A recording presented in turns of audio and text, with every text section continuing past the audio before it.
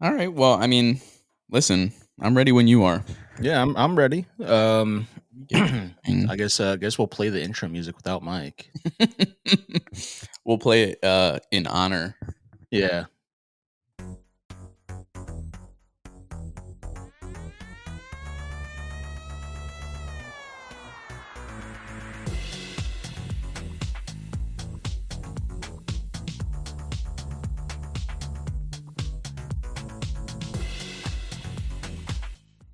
What's up, guys? Welcome back to Laundry in the Basement, episode 139, I believe. I think we're on 139. Mm-hmm. Um, yeah, Mike is unfortunately no longer with us. He has passed away from a I don't know. He from went. a, He went a on an tragic international. self-suck incident. Yeah, Oh, oh, oh, you're oh. giving the Sorry. real reason. Yeah, Yeah, yeah. no, So he's I'm giving the he's on PR vacation. answer. I'm giving the PR answer. Yeah, he'll be back next week. But Yeah. oh man, so yeah, you just get me in Austin today. Sad. I know. Yeah. We're doing this fucking bright and early. Yeah. It's probably not early for you. It's early for me. Why did you just get up? Yeah, I woke up when you texted me like, "Oh, what do we have for today?" I was like, "Oh shit, I gotta start preparing." Well, It you'll was be a late. happy to know that I got some WD-40 and I put it in this chair. Oh, Now look at I'm moving and grooving. No squeaks. yeah, I got to do the same because my squeaks end up in the recordings sometimes. Yeah. Well, Like you got a much I could more. hear the chair. Yeah, your mic's more sensitive than mine is. Yeah, so I gotta take care of that. But yeah, man, it was a late night last night. Was locked into the NFL draft. Mm-hmm. Had a couple friends over, basically threw like a little party.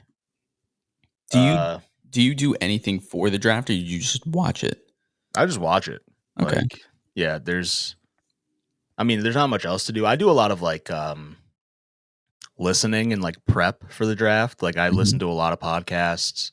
I watch a lot of like YouTube videos to like I don't know, listen to like mock drafts and see where people are going. But Because I don't know, does what are you gonna say? that do you do? Because I have very little. Like I've done one fantasy draft, but do you do anything with it? I know people that have bets on it, and other people that are using it for information for their fantasy league. But like I don't know how that works, other than they watch it and then it's over. Yeah, for the most part, I'm doing it for, fantasy. I'm trying to see who ends up on the Steelers or, see where prospects go for like certain teams. Like, um, if like there's a guy I like in the draft or whatever and they end up on like a good team, it's like pretty cool to watch. But yeah, mainly it's for fantasy. Okay. Um, like this year, one of my leagues that I run with Atticus, we have the first overall pick, which means we get um Ashton Genty, the running back who just got drafted to the Raiders last night, which is like a pretty. I mean, like he's gonna be the first overall pick in a lot of these like dynasty leagues, um, like for rookies and all that. So, I was kind of hoping he landed there or just somewhere good. You know what I mean? Sure. Like I'm looking to see where he goes because that affects my teams later down the line. Um, but yeah, most of it is just like it's just seeing what like the experts think and then seeing like what actually happens. Yeah. Well, because then Uh there's not just straight up drafts too. There's trades and shit like that. yep, they have trades and stuff. There was one big trade at the beginning of the draft where the Jags and Browns like flipped their picks so that the Jags could take uh this guy named Travis Hunter, who's Okay. basically the Shohei Otani of football. Mm. He was probably the best offensive and best defensive prospect in the draft last night. What? Yeah, he plays both sides of the ball. He plays cornerback and wide receiver. And he was at the top for both of those? Like essentially, if he were only to stick at one position, he would be the top prospect in either one. He Oh, would wow. either have been the best offensive player. Maybe you could argue Genty's like right there with him. But basically he was by far the best wide receiver in the draft. But at Colorado, he played both positions like pretty much he played every down on both sides of the ball. Oh, wow. And was disgusting on both. Like he won the best wide receiver and best cornerback award last year at the same. He won both at the same time. That's gotta be, like, disgustingly tiring to do that, I to play think both sides of the ball. I think right now he's loving it. I think because he's like a young guy, he's probably got a Yeah. lot of life left in him. But I think when he gets to like 30, Yeah, it's gonna hit it him. might. Yeah, a lot of teams have basically been saying in this process. Like I think the Jags are one of the teams that are like, yeah, we're going to allow you to play both sides of the ball. But the way all the draft analysts and like everyone else has been talking about it, it's like, yeah, you want to play this guy, especially it depends on like fit. So like for a team like the Browns who were there at 2 and were like projected to take him, they need a lot of wide receiver help. So it's like, okay, we'll play him on wide receiver like only, or like he'll play offense like the whole game, and then defense will only come in for like maybe 20 or 30 plays. Still, like, to me, that seems like you're increasing his chance for injury by either 100% or, 30, Yeah. 40, 50% if you continue Yeah. to put him on both sides of the ball for the entire game. Yeah, but he's basically said like if you guys don't allow me to play both sides of the ball, I will retire. That's He's like he's hilarious. like playing both sides of the ball is something I like truly care about and need to do. Interesting. He's such a like by all accounts he seems like such a like nice guy and like a fantastic dude that he literally only cares about like football and like gaming. Yeah. I guess fishing, I think fishing too. Someone said that last night at the draft party. They were like, "Oh yeah, he only cares about like this and fishing." So, Was I mean, he if go ahead, go ahead. no, you say what you got. All I was gonna say was something unrelated. Was he wearing a pink suit? Yes, that was him. Okay. Yeah, Because I saw that. That stood out, and then he had, like, a connection from, like, the vest to the jacket or something like that. yeah, They use that, like, the drafts as an opportunity to wear crazy shit, right? Like yeah. That I was gonna get into that too. The fashion of the draft, because yeah. some of it is like there was I forgot who it was, but this one prospect was basically wearing like you ever see the movie Blade? Or Yes. like Wesley Snipes' Blade, where he has like the long coat or whatever. He was basically wearing that, but Nice. like in a like I don't know. I'm gonna try and find a photo of it. Um,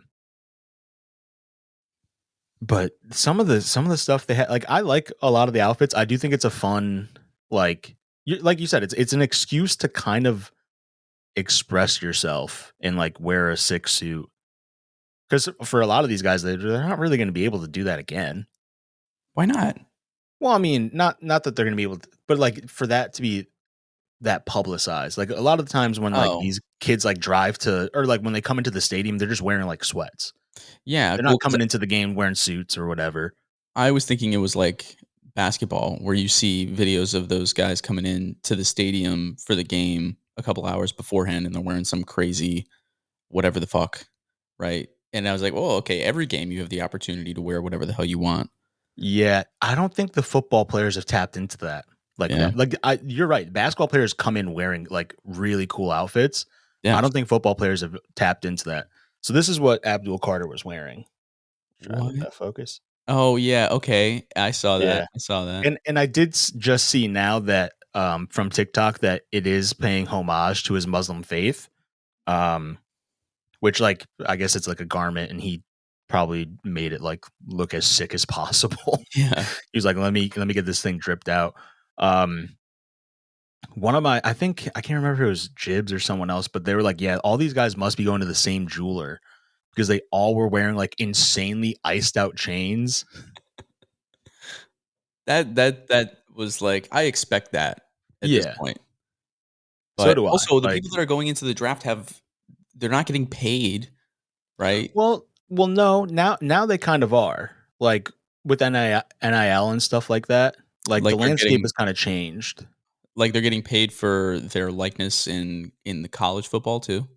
Yeah, so for the football like, for the game, Yep. NCAA, everyone, I think, got, like, 500 I mean, it's not much, but, like, $500 and a free copy of the game, Mhm. um, and then some of these guys, like Travis Hunter's in a Dick's Sporting Goods commercial. Like Yeah, if you see it, like it's the one where he splits into two people. I don't think I Um, saw that one, but still. yeah. But yeah, he's in a Dick's Sporting Goods commercial. I'm sure Abdul Carter has done a bunch of stuff around Pennsylvania for Penn State that has given him, money. Like all of these dudes have some sort of like brand deals or like sponsorships. That's good, right? I Yeah, mean, I no, can't it's great. they should have been doing that for years. I know that's been a controversy for a while, but Yeah. good. These guys are making tons of money for the colleges and for the NCAA. Yeah. There was actually kind of a funny, I guess not funny, but like there was a really, really hot button issue like a week or two ago where the Tennessee quarterback, which I think everyone might be pronouncing it wrong. I think he's Hawaiian or Polynesian, but his name is Nico Imalivia. No. Yeah. So he, I guess, requested more money from Tennessee. Okay. He just brought them to like the college football playoff too. Like, he like got them to I think round one. I think they lost in the first round, but still, like they got to the playoff, and they I think were paying him $4 million to come to Tennessee, or they were paying him less than that, and I think he started requesting $4 million, and they were like, "No, like you signed like whatever NIL contract, like this is what we're gonna pay you." Right. And I think his dad's argument was, "Well, like you only signed him for 12 games of the regular season, and we made the playoffs, so now we want more money for the playoffs." And Tennessee basically was like, and this is like, I think there was kind of a, because this has been happening in basketball, like all over college sports too. And I truly, genuinely think the players deserve to be paid because what these colleges make versus like how much they're paying the players, it's vastly Sure. different. Like, Yeah, I agree.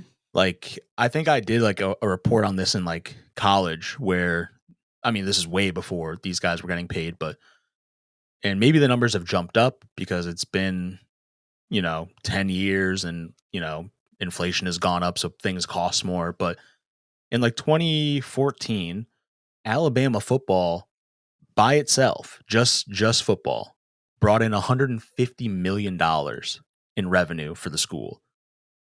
And while I do think those kids were kind of getting paid under the table illegally by Nick Saban, they were probably getting paid like $500,000, Yeah, which, hey, that's still a good amount of money or whatever. But like solid. they're It's not proportional generating to what they're making overall. exactly, they're generating $150 million for this program, and then they were seeing on paper 0. Yeah. So, I do think college players should get paid, but I do think there was kind of this I think something like this was bound to happen where someone requests way too much money and the school's like, "No, you can leave. Like, you're not bigger than the program.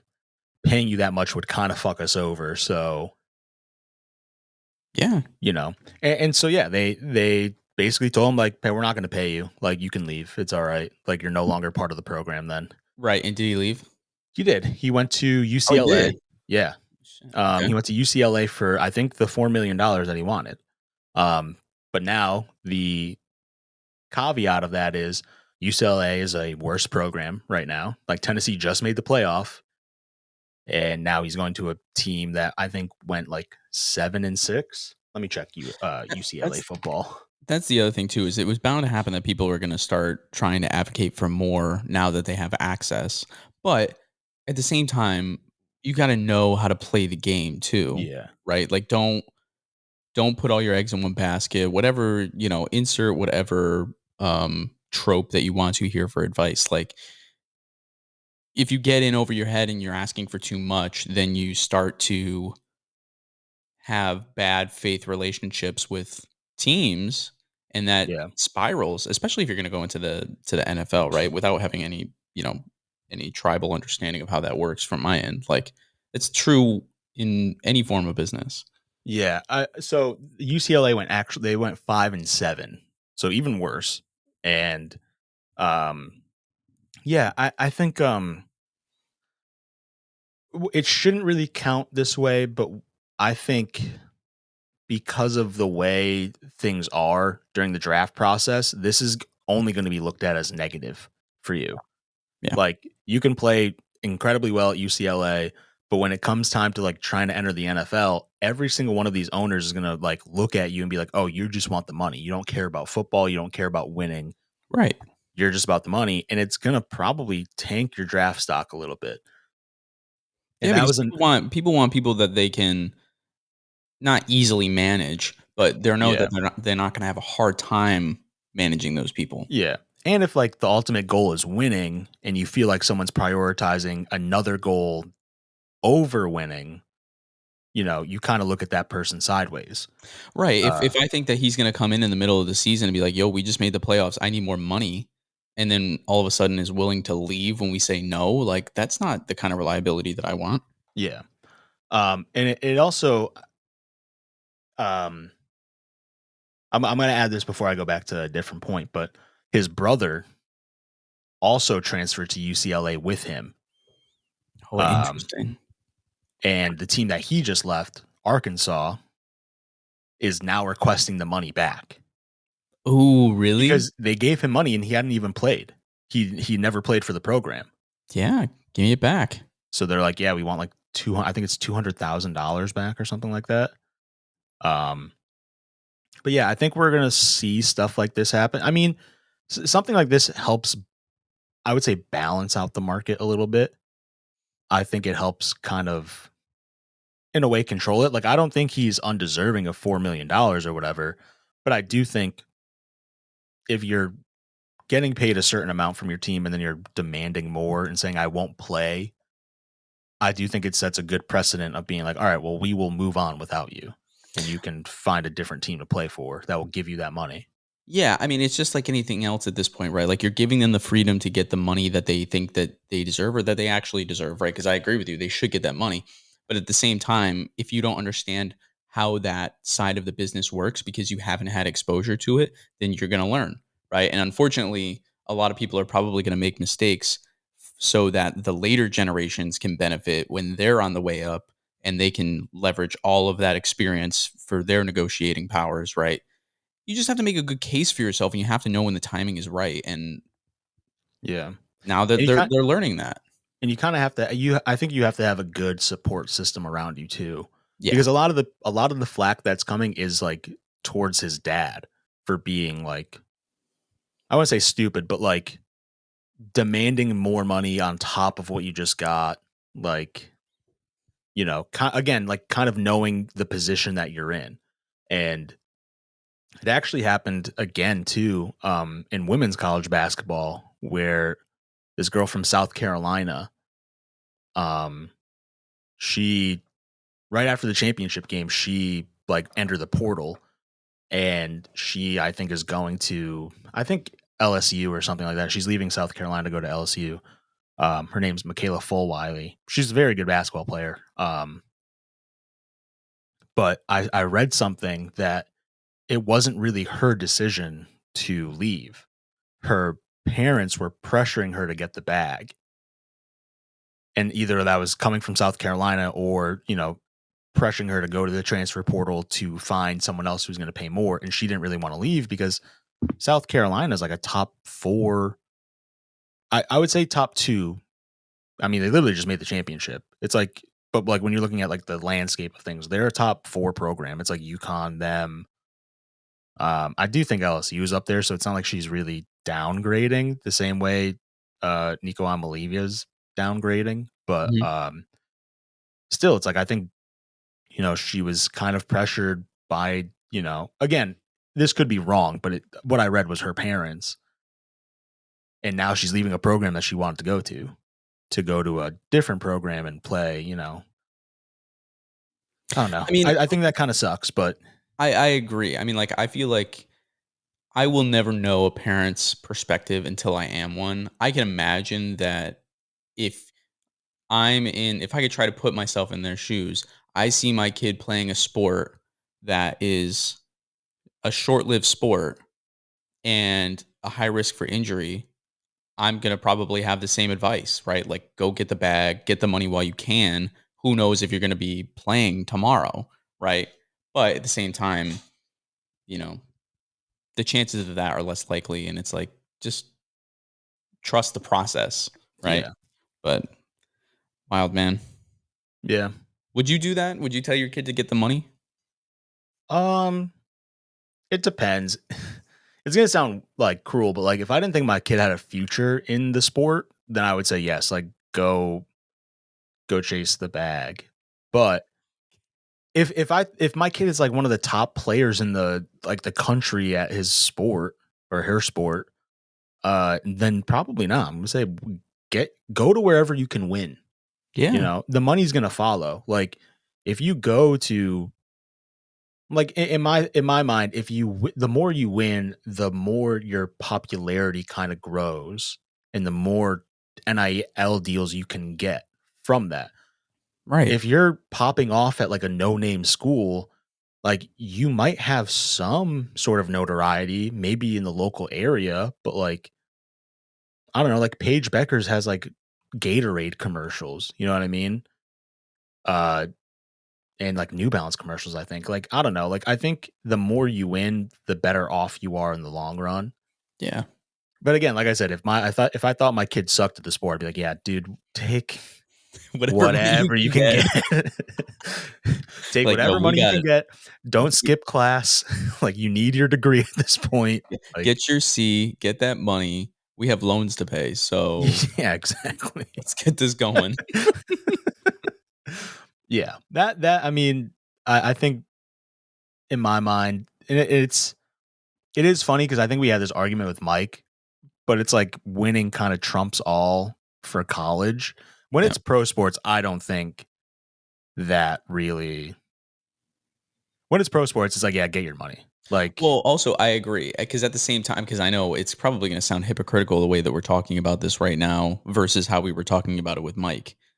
But I do think that the amount of money that's made relative to the players only gets more egregious the higher up you go, right? And so once you're in the NFL, like it's, I imagine that it makes more sense for you to try to go for the money because you're going to get not relatively the same experience, but like there's a much higher chance that you're just a statistic, you're just a number, and you could get traded the next day, you could get bumped the next day, you could get injured the next day. Like yeah.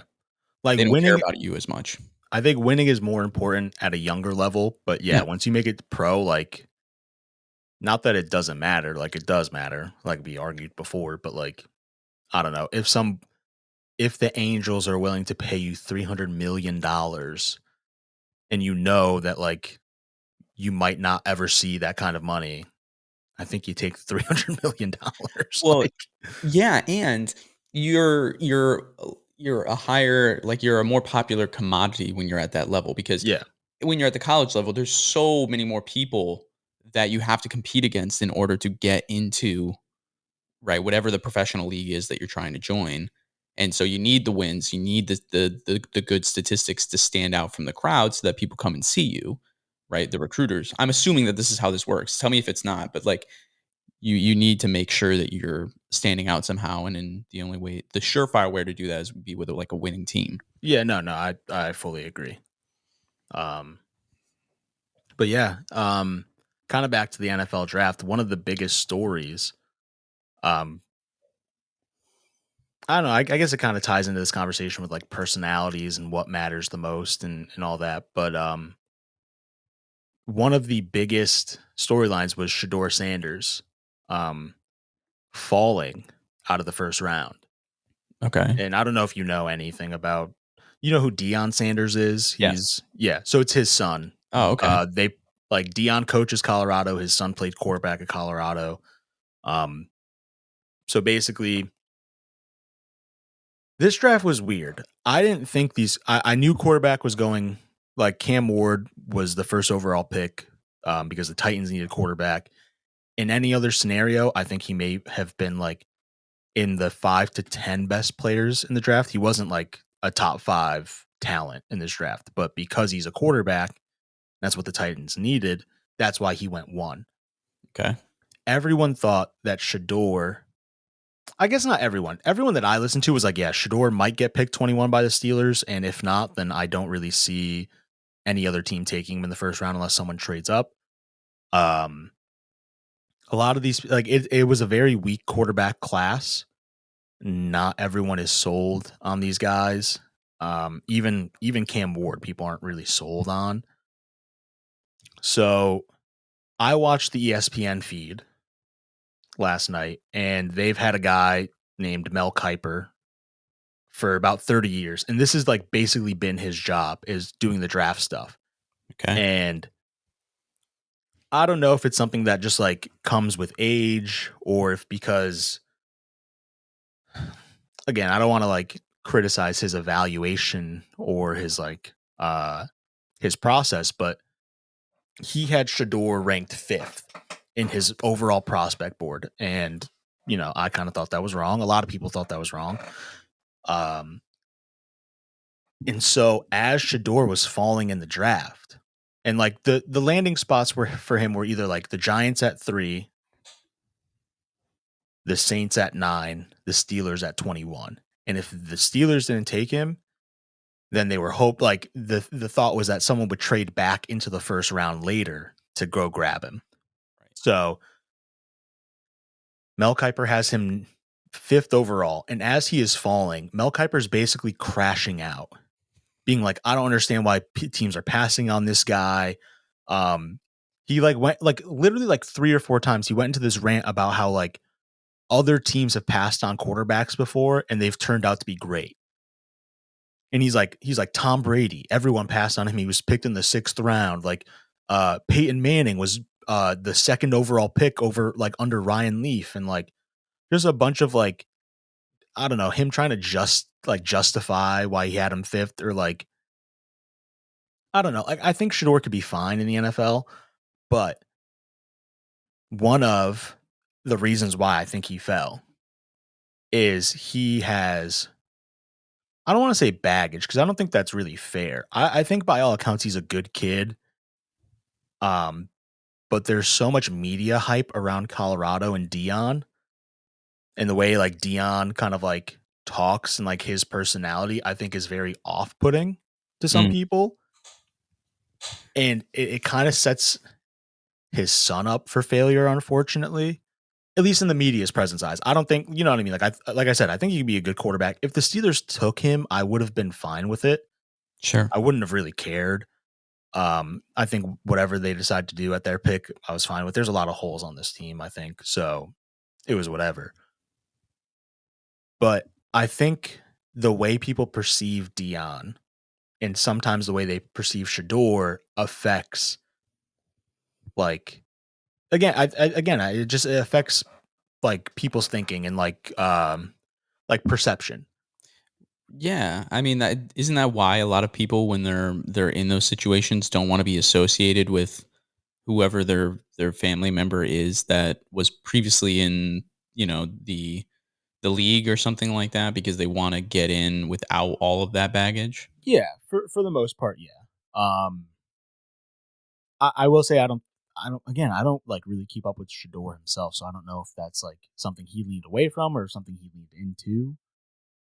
I've seen a couple of like college stuff, like college things where people were going at him for like the way he celebrated. One of his like celebrations when he would score a touchdown is the stadium would play his song. He rapped like he released this like some sort of song, Okay. and the stadium would play that every time he scored, and people were like, "Oh, he's playing his own music. That's pretty stupid." And then he would point to his wrist. He would like go like this, and it was basically like talking, like flexing his watch because he has like a Okay. really nice, expensive watch or whatever. And Yeah. so people were like, "Oh yeah, this dude's an arrogant prick," which like I don't really think. I don't Sounds really like think. he is. Yeah. I mean, I don't know if it's tough to play your own music and, like, sing to your own stuff or if that's just being super arrogant. Yeah, I don't like. Listen, I don't know either, but that's some of the things people knock him for. But I guess the biggest part of all of this and stuff that I had seen, like leading up to the draft, is that he was bombing in interviews. like he was going into like interviews and people were like, yeah, like he's kind of arrogant, like this stuff, like like we It's don't not know what PR his like trained, right? Like, yeah, what do people that part always gets me. It's like, what do people expect? Like, not yeah, you don't I'm not excusing you being an asshole, but at the same time, if you're of college age and all of a sudden you're getting all this attention and you start doing interviews and stuff like that, no shit, you're not gonna know what to say or how to say it or play into like know what what you're saying now is gonna have an impact on in the future. Like, yeah. At come the end of on, the that day, that can be excused on my end. these are kids, you know what I mean? Right. Like, and I fully agree with that. And a lot of the time, like I think it's a lot of old people not understanding youth. I Yeah. think is a big factor that comes into it. I also think, and this might be a little bit more, you know, kind of in the old days, and like, again, I'm not trying to make everything about race, but like, I think a lot of the time it's like old white guys not understanding like young black men. You know what I Yeah. mean? Like not understand again. I just think it's one of those things where there is like kind of a cultural gap and a difference in like these people, and I don't think it's fully understood. And some of these GMs ask ridiculous questions. Like I'm gonna pull some stuff up because it is like wild. Um, and while I'm pulling this up, I will say I am happy that ESPN kind of dropped this for last night's draft. Okay. But they used to do like they would some of the tidbits they would show um would be like, oh yeah, like this player ran a 4.4 at the combine and like caught all these touchdowns or whatever. And his mom also was addicted to crack for 16 years. It's like, I What? don't care. Like, I don't need to know that. What? Dude, I swear to God, this is how ESPN would be giving out their coverage. They'd be like, oh yeah, like this guy like performed really well in the college like championship game. And this guy played for 4 years with like 76 starts. Also, his dad's been in prison for 6 years. It's like, who gives a shit? I don't Gives a care shit. It about has any of nothing that to do stuff. with the football, man. So That's they've wild. they've But kind of dropped it because I think they were getting like called out on social media for it a lot. It's like, guys, we don't need to know this shit. Like that's right. fucked up. But also at the same time for like for a league that has been so intertwined with like minority races for the last however long, right? It's surprising that they still do that, but that just goes to show you it doesn't fucking matter. Yeah. So here are some of the questions. This is from 2018. I think, and again, this might be unconfirmed, but one of the prospects that got drafted last night was like he said on record that one of the GMs like asked him like if he was an F slur or not.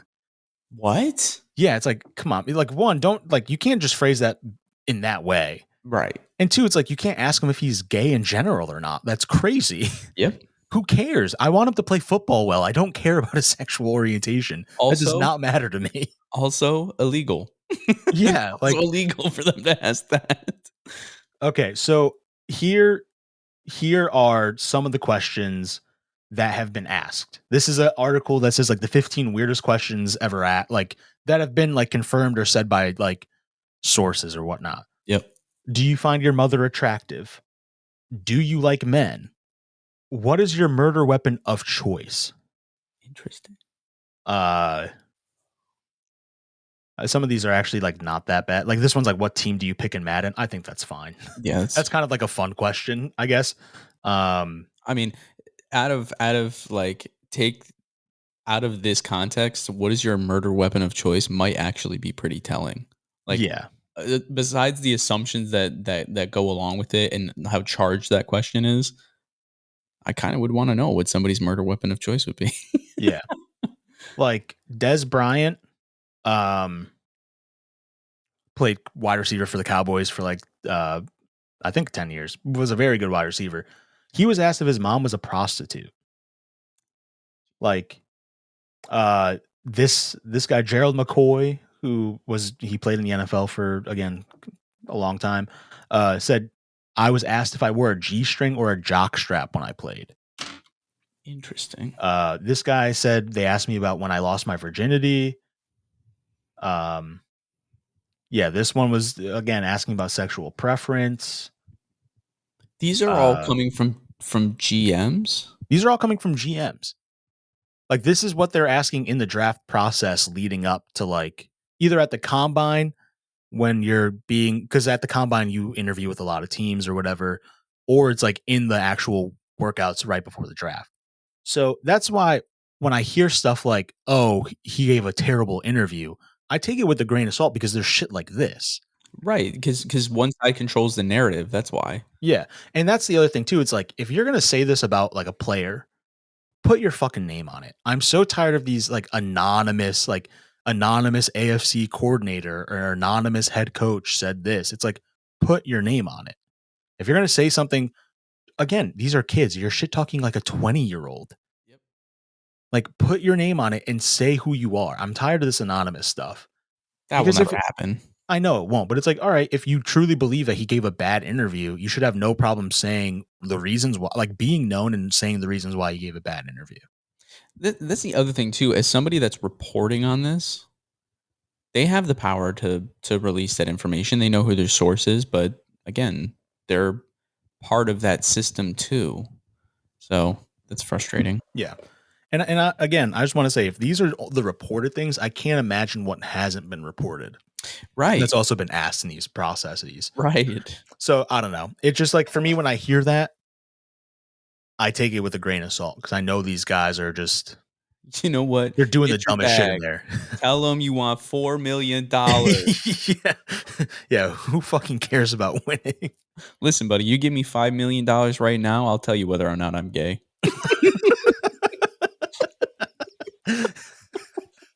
Oh That's funny. man. Yeah, I Wild. think it's ridiculous. But yeah, again, I'm shit talking the process, but I guess if all these teams were willing to pass on Shador, maybe there's a hint of truth in that. And and not that he, again, it's tough because he's a kid and he's like, having a lot of fun. And I think, again, a lot of his dad's influence plays a part on him too. But I don't know. I felt like he didn't go to the draft because usually they invite like 30 guys to the draft themselves. So like when you get called, you can go on stage or whatnot. And a lot of people declined to do it. Um, I think especially after COVID, where like everyone was just having like in-house parties and whatnot, Mm. it was kind of easier for people like, I think people realize like, oh, I could just stay home with my family and have like Well, everyone I want. Like, you can't right. have, I think you're like allowed 8 people, maybe 8 to 10 people in your draft party. And it's like, well, I don't know. I'd rather be by my friends and family than, I'm assuming that whoever this is probably a dumb question, but it's like, I'm assuming whoever they invite to the draft is expected to get drafted, right? yeah, they expect those people to get drafted either on, like, because it's 3 days. So round one is Thursday, round two would be today, Mhm. Friday, and then 3 through 7 runs all day tomorrow. And they don't have any prospects for 3 through 7. Like It's just usually whoever they wanna pick up. you're expected to go within the first two Right. if you're invited to the draft. Um, so 'Cause that could be a worry, right? Like, yeah, that you get invited and all of a sudden you have to wait until day 3, and even then you might not get it. I don't wanna be on yeah. TV for that. I think especially for a draft like this, with Shador, I completely understand why he chose to stay home because, like I said, there was 3 different landing spots Yep. for him in the 32 picks, and if he didn't go in any of those 3 landing spots, like, he was moving out of the first round probably, which is exactly what happened. And even then, like, they had camera crews. Like, all these guys have camera crews at their house if they're at home. Yeah. If you're there, they keep cutting to you like, "Oh, I wonder why he's falling. I wonder why he's not getting picked." And it's like, gotta be like fucking nerve-wracking and like sad. It is, And at especially least, for, like, a 20-year-old, right? yeah. Like, even younger sometimes, but But yeah, the Shador like threw a party. Like, usually when people have him like at a house or whatever, they're kind of just watching. They're all huddled up in the living room watching the TV. and the camera crew is next to the TV filming the reaction. Yep. Shedeur like had an actual party where like people were like walking around, like, hanging out and stuff. So I think in my mind, that's a lot easier of a scenario to deal with. I actually kind of like what he did because for me, if I'm in that scenario, I do not want the camera just directly on my face after Yeah. every single pick where I'm not getting picked. I have the opportunity to walk away from the camera and go talk to other people. Whereas, like Jackson Dart, who was another quarterback prospect in this draft, I think he walked away a couple times too. But every time it cut into his home, it was just everyone was around the couch and the kitchen table or whatever. And it's like, that's got to be so nerve wracking for all these quarterbacks because like people were like, oh yeah, I think three quarterbacks go in the first round. But in my mind, when I was doing the process, I was like, I think it's just Cam Ward and no one else. I Mm, don't think three other quarterbacks are going in here unless someone trades up late, which is what the Giants did.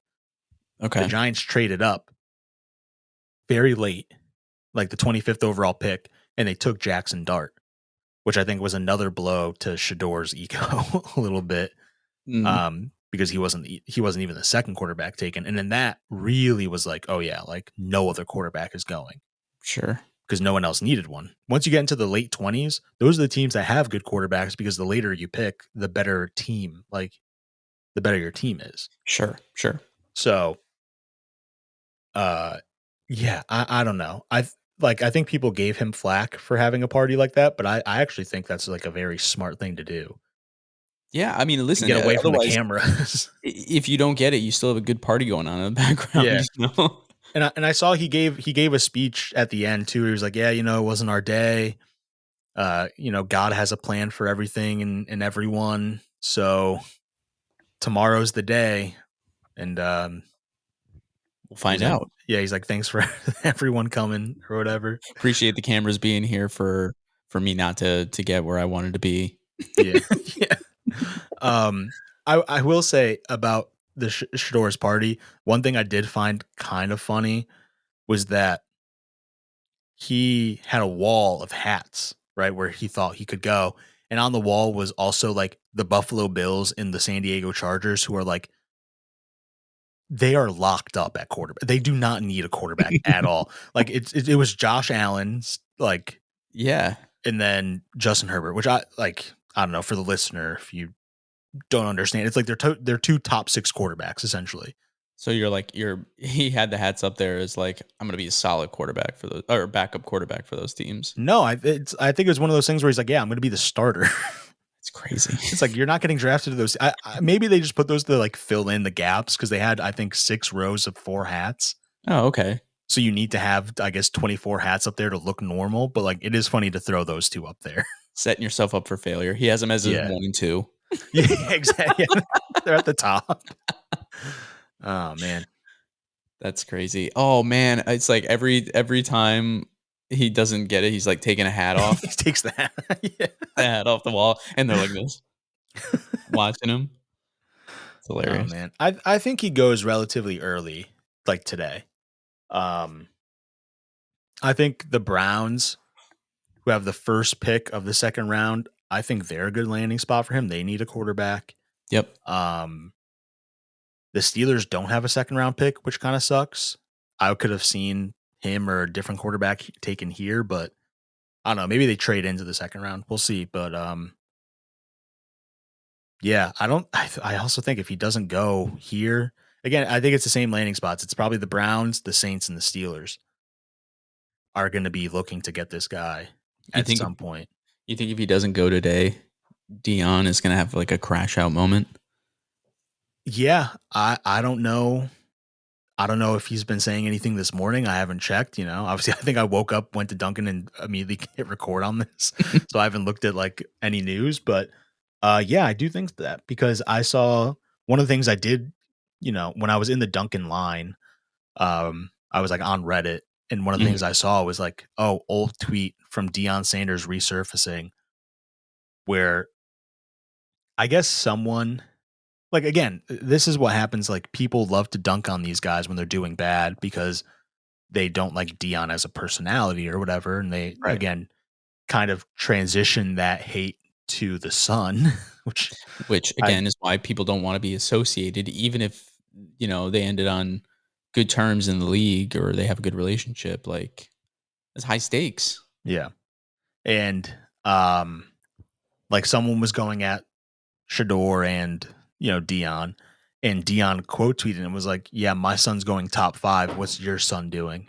Oh, Jesus. And then like a bunch of like LOLs after it. And then there's a community note on it, which I don't know. You don't really use Twitter, right? So like, No, not that much. but do you know what a community note is or no? Mm-mm. So a community note is basically if someone tweets out something and it's like wrong or Oh, they correct stupid, it? they correct it with a note. Not Twitter. Users, like Twitter users can do it and it gets voted Yeah, on. And I guess there is like a panel or like some sort of AI bot or whatever checking these things. yeah, And if it is found to be like factual or like, have some sort of like same thing with like tweets missing context, like community notes can add the context of why this is being tweeted or sure, whatever. sure. They put a community note under that tweet and it said Shedeur Sanders did not go top 5. And that's like kind of like I think a lot of people have been like retweeting it and like screenshotting it and like showing it because it's an easy way to dunk on them. Like, Yeah, which is also why it's so wild to me that people tweet shit like that because it can come back up. He could yeah, not go top 5, yeah, and then it's there for the world to see. Whatever. and I mean, and I think the tide has kind of changed. I think in past drafts, quarterback needy teams like the Giants and Browns both needed quarterbacks, and they were there at 2 and 3. And Titans, and they took a quarterback one. But I think in other drafts, maybe like 10 years ago, 15 years ago, all three guys would have been taken. Um, but I think people realize now it's like, okay, these guys talent wise aren't worth taking, especially when there's like the first three, like the first three talent wise guys, I think were Travis Hunter, the guy who plays both positions, like both sides of the ball, Abdul Carter, who's an insanely great like edge rush guy, which is like very vital and trying to sack the quarterback, and then Ashton Genty, who's like an insane running back. I think teams are now like wired to take top talent rather than taking a quarterback That's just good, because they need right? a quarterback. And I think that I think that's good. It's good process. Not forcing yourself to take a quarterback who might suck and taking a different positional need, taking the best player at an actual like another positional need, I would say, because quarterback is still very vital to the game, Sure. obviously. Um, but like the Steelers did this in 2021, where they took Kenny Pickett just because they needed a quarterback, even though he wasn't really like he was. If he were to get drafted last year was a great quarterback class. There were 6 quarterbacks taken in the first 12 picks. Oh, wow, okay. I think if Kenny Pickett were in that class last year, he would have been like the 8th quarterback.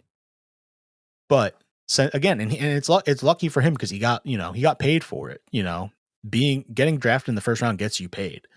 So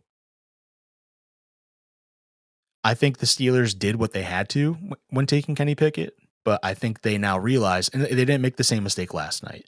They didn't take Shedeur Sanders or Jackson Dart because they felt like they needed a quarterback. They went with a different positional need, with a better, in my mind, a better prospect than what these quarterbacks are too, Sure. and they'll just get quarterback somewhere else. Yeah, I So I mean, think I think more teams are kind of leaning that way now. that's good, in my opinion. It takes some of the spectacle out of it and make it more strategic, like, that's how it should be. Yeah, you should be drafting the best player available, not just Shocker. just not taking a guy because you need a quarterback. Right. But if it's like the conspiracy person in my mind also thinks that sometimes, like, teams do this because they want the controversy, and sometimes it feels like some people are the sacrificial lambs to spark the conversation for the next, 2 or 3 days to get to people to pay attention and say, oh, this guy that we really thought was going in all of a sudden didn't get it. Right. And now people are Yeah. talking about it and it brings attention. I don't know if it goes that deep, but for anything that's televised, it's hard for me not to think that that's an angle that people take to get viewership on whatever it is that they're broadcasting. Um, I don't think it's from the teams. I definitely think it's from the draft, like, analyst perspective. Like the guy like Mel Kiper I'm talking about. Like, I They like think hype it up. he keeps hyping this up and he keeps talking about Shedeur. Like, when Jackson Dart got taken, he basically made it about Shedeur. He didn't make it about Jackson Dart or like talking about him that much. He made it about Shedeur being like, "Oh yeah, like they should have taken Shedeur instead. Like he's the number 5 guy on my board. Like he's very good, and I think teams are gonna really be upset that they passed on him." And they kept doing that like every 10 minutes in between picks because there's a gap between these picks. It's usually like 10-15 minutes. Um, because you have to cut in time for commercials and all this bullshit. Um, but they would bring him up a lot, and I think that is part of the spectacle, and that's what's trying to drum up the clicks, the attention, and stuff like that. Right. Um, which I think is like again, it makes good for TV. You know what I mean?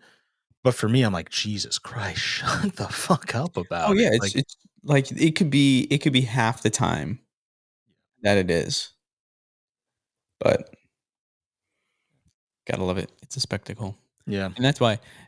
And not for I realize now that we've been talking about football this entire time, but I did yeah, want to talk about the WrestleMania stuff that I yeah, saw too, because I'm not again, this podcast is like a bunch of topics that I have zero exposure to. I went and I watched the highlights for the 41st WrestleMania. Wild. Wild things that I saw on there. I was like, "Is this how it really is?" First of all, a ton of people in that fucking stadium. yeah. An insane amount of people. Where was that?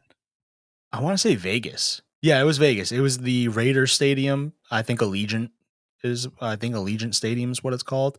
Okay. But yeah, Do you know how many people it holds? Because it was packed. let's see. I think Allegiant holds like 100,000. I could be Jesus. Allegiant Stadium capacity. Okay, 65 for regular events, 72 for like Super Bowls and stuff like That's that. that's a lot of people. It is, man. But WrestleMania. Let's see how many people they had. I have no. I typed in WrestleMania Allegiant Stadium population. That's not okay. So it's it's two there. nights. It's 2 nights, right? Saturday and a Sunday. Uh-huh. Combined attendance. That's the word I was looking for. Attendance. Jesus, 124,000 people. That's So wild. they filled that stadium twice. 65 and Yeah. 65 essentially. Like, Okay, so those highlights were from 2 different days? yeah. So Okay, because that was the other thing that I was thinking. I was like, "This is a lot of events." yeah. And I was kind of thinking about it when I was driving to Duncan. I was like, ah man, like it just feels like a cash grab sometimes when you stretch out an event because WrestleMania used to be 1 night. Yeah. It feels like a cash grab when you do 2 nights and you like try and, milk it for what it's worth. And then I kind of thought about it where it's like, it's not like football or, it's not like other sports where you kind of play a playoff to get to the championship game because WrestleMania is essentially the WWE Super Bowl, Right. So it's not like, obviously there are storylines and matches that do lead to you getting to WrestleMania, but the WWE has such a big roster. And so, at first I was like, it's kind of dumb because it just feels like a cash grab that you're doing this like 2 different days. But then I thought about it and I was like, well, for the fans, it makes sense because I don't know what the pricing is. I don't really, I'm probably never going to a WrestleMania. So it's like, I'm never going to check on pricing or whatever. But if you're flying to like a different city, right? Like if you're traveling to Las Vegas for this, it's probably better that you have 2 different events because it makes the weekend a little bit more worth it for you to travel there. And it's like, well, I couldn't get tickets to Saturday night, but I got tickets to Sunday night. You know what Right. I mean? So like I'm able to go to one of the like there's more opportunity for fans to go. Like, like I said, 4,000 people. And it also gives the wrestlers like more opportunities to wrestle because now you have two different nights.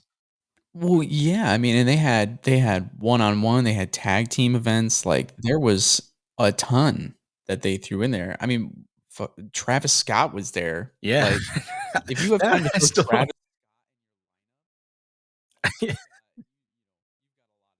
yeah, he performed, and then I think at a different wrestling, like, event 'cause they have pay-per-views, like, all the time. I think, like, once a month, maybe they have a pay-per-view or once every 6 weeks. Um, but at one of the previous pay-per-views, Travis Scott showed up and, like, was part of, like, attacking a guy. That's the thing. First of all, I watched that, I was like, "This is so dumb." When I first saw that he was, like, starting to come on, I was like, what is going on?" And then he started to get into the fight, and I was like, "You know what? I would watch this." Like, I wanna see some random ass people just get like, bring Drake in there. I wanna see Drake go in there and fight somebody like Drake and Kendrick Drake in the squared circle. out of nowhere. I don't know, it just seems, like, so crazy, and then the other thing that I picked up too was, like, I get that it's everything's coordinated, right? But there were some crazy stunts that were going on in there. The one that I saw, and I have no idea whether you're gonna know what I'm talking about, but I think it was one of the wrestlers that's popular. It's just the black hair, black lipstick. Oh, yeah, Rhea Ripley? I think that's Like her. goth Yeah, yeah, woman? yeah, yeah. Yeah. I think it was her that she did, like whoever her opponent was laying down, like, that she had taken her out, she was laying down, and she went up onto the ropes, and she was gonna do a back flop, essentially, down to land on her. She went to go do that, and the woman that was on the ground stuck her feet up so that when that lady came down, it landed right here, and Yeah. she fell backwards. I was like, "She coulda killed her," right? Like, Yeah. that could have so easily gone wrong. Like, I know they rehearse and everything. It's just wild. Like, it's like circus. Yeah. I mean, for as much shit as it gets for being, like, fake, Yeah. they're still high performance athletes. Yeah. End of the day, like, they are still doing some crazy stuff that, like, guys who play baseball probably aren't doing. No, Like no. like, you're telling me, like, Pablo Sandoval is gonna be able to get up on the top rope and and jump onto No. someone? Like, no. Yeah, no. Like, these guys are very much athletes.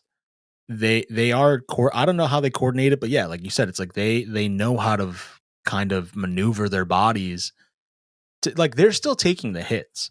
Like, those hits Yeah. still happen, but they have ways to, like, lessen the blow, and they have maneuvers to, like, Yeah. make sure that they're not really hurting themselves. Um, which is hilarious because there have been so many times where I've, like, tried wrestling moves on my brother without knowing how, like, they actually do it, and I could have, like, killed him. Like I don't know if you've ever seen, like, The Undertaker.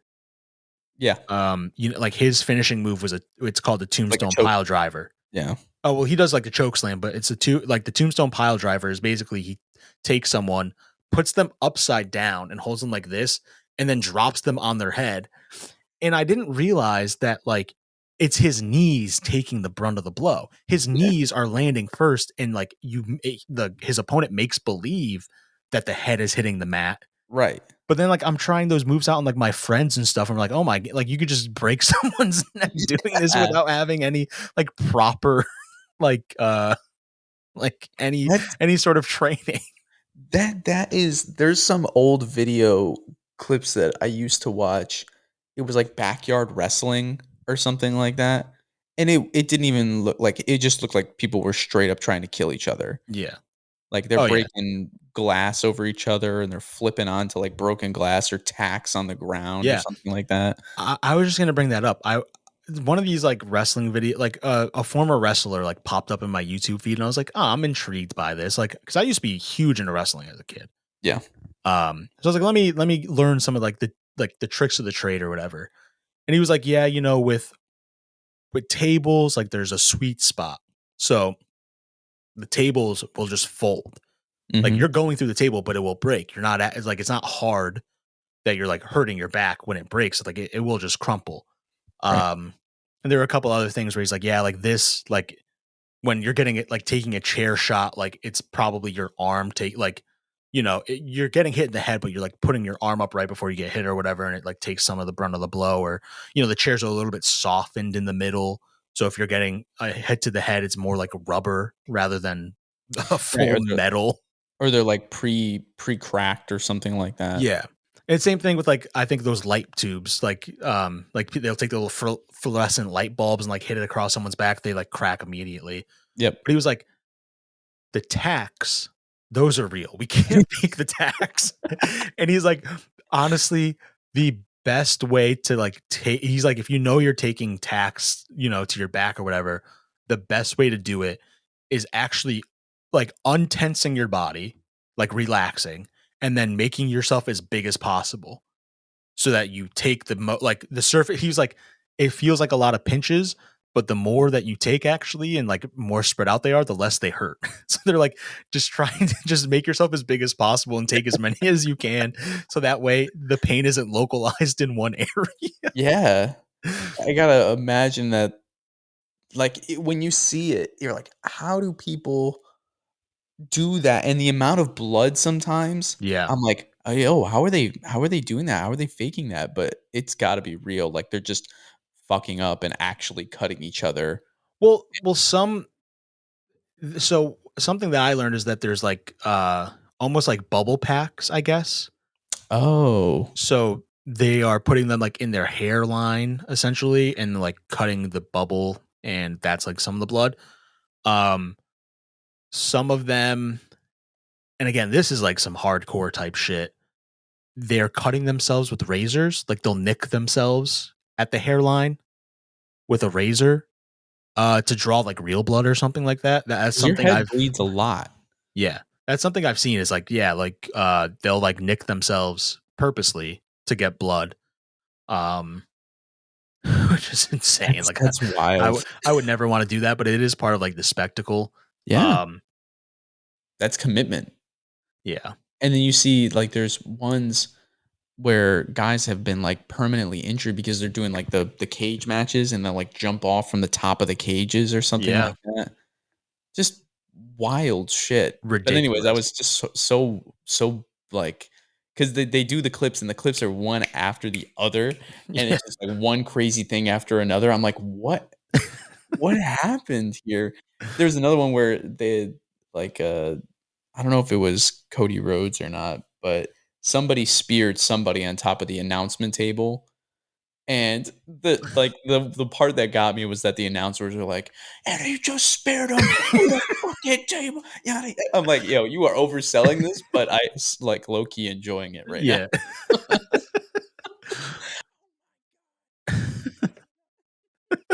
It's just like craziness. yeah.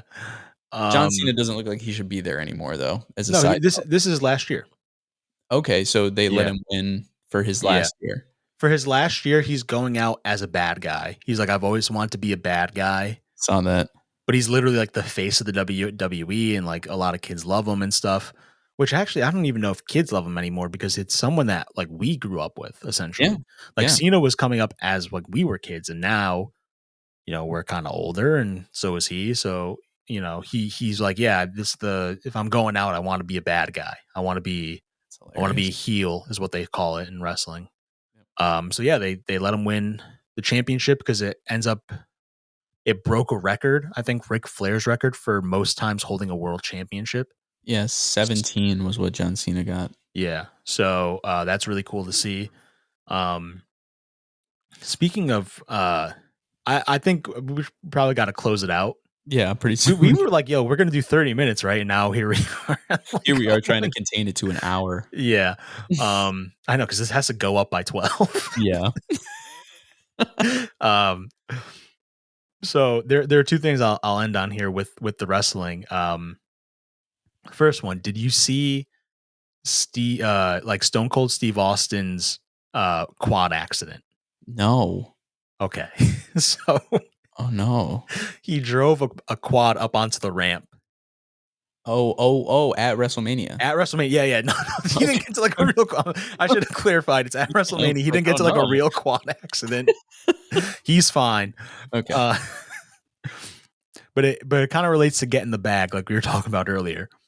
So I guess there was a misfire on him even getting up to the ramp. Like there was a little bit like he missed the ramp point to go down. Like he had to Mhm. go up from the side and then down the ramp, and he missed the up part, and they had to like maneuver him around, so it was already awkward. And then Nice. when he comes down the ramp, everyone's like, "Yeah, this is sick!" Like he's cheering, he's you know, putting on a show or whatever. Sure. Um, so even at big events, they never make the distance between the ring and the wall like bigger. It's always like a consistent, like maybe 5 feet, I would say. Okay. Wait, when you say the wall, what do you mean? Like the barrier wall to like the fans. Oh, So like okay. the distance Gotcha. between the wall and the ring, it's never really more than like 5, 6 feet. And I Yeah. think it's because, if fans are paying, and I think the ticket price for the wall was like $16,000. Oh my god. Yeah. I think I could be wrong. This is something someone said to me after this incident because Oh, there I is have a an good incident. note. I have a good note for this after you Okay. finish. Okay, go ahead. So you want the fans to be as close as possible if they're paying high money for these seats. Sure. Fair enough. But I feel like if you have a stunt with a quad driving through the wall in the ring, you should probably expand the size just a little bit. Right, or temporarily take those people out of there. Yeah. And we're going to get to that. Oh, Jesus. So Stone Cold comes around, kind of whipping the damn thing in between the wall and the ring, comes around the announcer's table. And as he's going to take the next left, because it's a square, it's a small square, he takes it a little bit too wide and crashes into the barrier. Oh my god. And there's enough padding. Like literally everyone around the crash site was like fine, except one woman immediately fell to the ground and she had to be stretchered out. And Oh. I don't know if that is her chasing the bag because that is something I would 100% do. 100%. Are If you that kidding me? happened to me, I'm falling. I'm saying I have whiplash. I'm saying my Yeah, neck hurts. yeah. Like Listen, I'll you, jump even if I'm not injured, that's one of those things where you, like, seriously consider, I should yeah, fall real awkward right now so that I might actually hurt myself. yeah. Say I have a concussion or something. Like I hit my head wrong. Like and a lot of people are like, "Oh my god, she's faking it," and I'm like, "Yeah, Wha I listen. Maybe she is. Maybe she's not. But even if she is, I'm doing the exact same thing. 100%. I'm dropping like a fly if that comes near me. If people don't see the opportunity that arises from that, Yeah, they're I'm not sorry, real bag chasers. not That's real that's bag that's what chasers. I'll They say. don't want it that bad. Because even if they like WrestleMania or the WWE is like, hey, please don't sue us. We'll give you WrestleMania like wall side tickets for like the next 10 years. That's an easy trade. I'm taking that all 100%. day. Why not? Apparently that's a, 150, $160,000 deal. Yeah, exactly. So it's like, I don't know. I think some people were giving her flack because they're like, oh my God, she didn't even get hit. Like the wall took the brunt of the barrier or like the hit. And it's like, doesn't matter. I'm dropping like a fly. That comes towards me, I'm dropping like a fly. 100%. I would do the exact same thing. But in the same light, right? When when they did that spear on top of the announcer table, the one of the wrestlers, and again, I don't know anybody's names, but he went over to clear off the announcement table, and I guess they have the flat part of the Mhm. table, and then they have a secondary like shelf Yeah. that's on top of it to hide all the wiring. Yep. And he went up there and he took that like shelf and he just threw it, right, to get rid of it, and he definitely smacked into, like, 3 people in the crowd.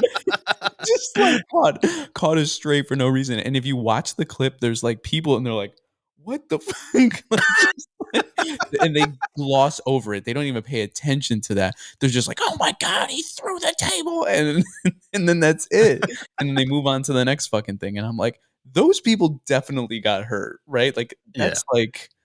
That's like Yeah. even if it's pressure, the condensed wood, That shit hurts. Yeah. I'm doing just like the wrestlers. I'm packing a little razor blade and I'm cutting myself at the top of it. Yeah. Oh, I'd you be like, don't "Oh even my need that. god." You could just take pieces from the actual table and just, like, cut Yeah. yourself real quick. Gotta commit, man. You gotta know where you're Yeah. at. Be part of the Exactly. spectacle. Yeah. You gotta know. Yeah. These guys don't wanna grind for it. They They don't. don't. They don't wanna put in the effort to Yeah. get the bag, and that's their fault, you People don't know? wanna work anymore. That's They don't wanna work anymore, right? Where are the people that go to the stadiums to injure themselves for the bag, exactly. right? Exactly. That culture has died in America, man. That's probably a good place to stop. Yeah, I had one more thing I think relating to WrestleMania, but now I can't even think about it. Oh, man. That's crazy. I was about to say, "Where's the self-harm culture in America?" And I Oh, stopped. jeez. I stopped. And even though I Um, just said it, yeah, I know. I was like, "That's probably gonna get taken out of context." Oh, man. That's funny. Well, this turned out to be interesting. I got a Yeah, lot of education today. yeah. Um, turns out we don't need Mike. Turns out we don't need Mike. Actually, can we get some feedback today? Tell us whether or not we can just kinda rip Mike out of this because Yeah, you know what? He gets paid too much as it is, exactly. and we So, could Mike, really use that when you're cash listening to this on the plane ride back, just just know this is it. We're not yeah, letting you yeah, know we're not beyond recording on this. Sunday. Yeah, we're not. Well, we are. Well, yeah, we are, but you're not. Yeah, you're not. This is your, official, firing Man, over on air. he's gonna be so upset. He is. He's gonna come back. He's like, "You motherfuckers." Well, everybody watch. Next episode, Mike will come in and he'll be like, "You guys can't get rid of me. The people said that they really like me, that they come here to watch me." That's exactly what I'll say. That's it. All right, man. Well, All right, this has good been talking to you. fun. Yeah. Everyone, like and subscribe. Leave a 5-star review, please. No 1-star reviews. You actually can't leave a 1-star review on this podcast. Apple forbids it, and so do I. So, We worked uh, out that deal. No one-star reviews, so don't yeah, even try it. we're paying Apple a lot of money to make sure that happens. So And only if only and if 5 you stars. yeah, if you break that, then we will have to start going to WrestleMania and hurting ourselves. Yeah. Ah, man. All right. We will see you guys next week. Yep, talk to y'all then. Oh, I think I used the wrong outro music. I You think used Mike made intro music for yeah. Who outros. cares? It doesn't matter. This is like Mike saying goodbye right now. Yeah, we're doing this for Mike.